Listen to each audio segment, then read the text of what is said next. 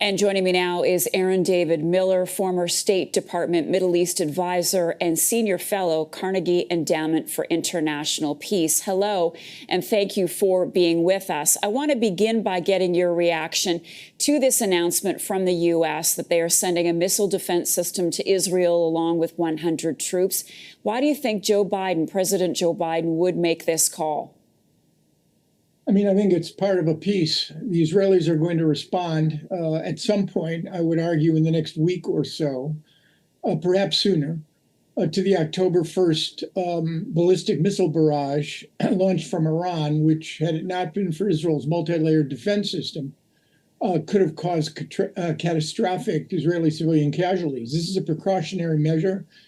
It's tethered to the reality the Israelis will respond, probably comprehensively, against maybe military targets for sure. I don't know if they're going to enlarge the targets set against economic infrastructure. Definitely, probably not, almost certainly against nuclear sites in Iran during this round. So the Iranians are going to respond, or at least that's the thinking. And the THAAD offers a much broader coverage than Patriots or even the Aegis missile systems, which are deployed as part of American ships in the region. They're good for high altitude, in and out of atmosphere attacks as the missiles descend. So again, precautionary measure. It reflects some degree of coordination and consultation between the Israelis and the Americans, though I'm sure that the United States is not altogether happy with the target set that the Israelis have identified. But to have a U.S. troop presence there on the ground, does that have the potential to increase hostilities in the region?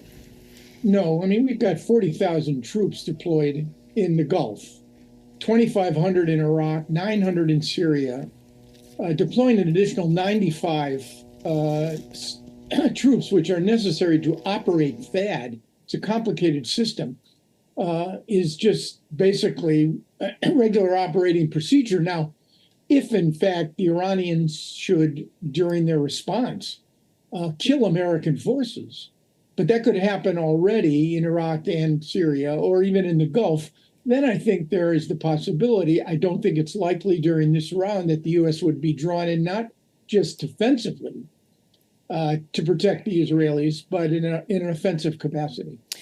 Lastly, I want to ask you about what is happening in Lebanon. Benjamin Netanyahu calling on UN peacekeepers to withdraw from Lebanon, moving in on UN peacekeepers as the fighting there intensifies.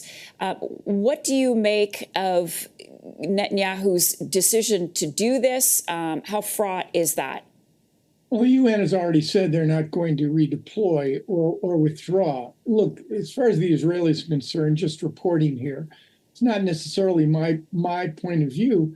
UNIFIL is caught in an impossible situation.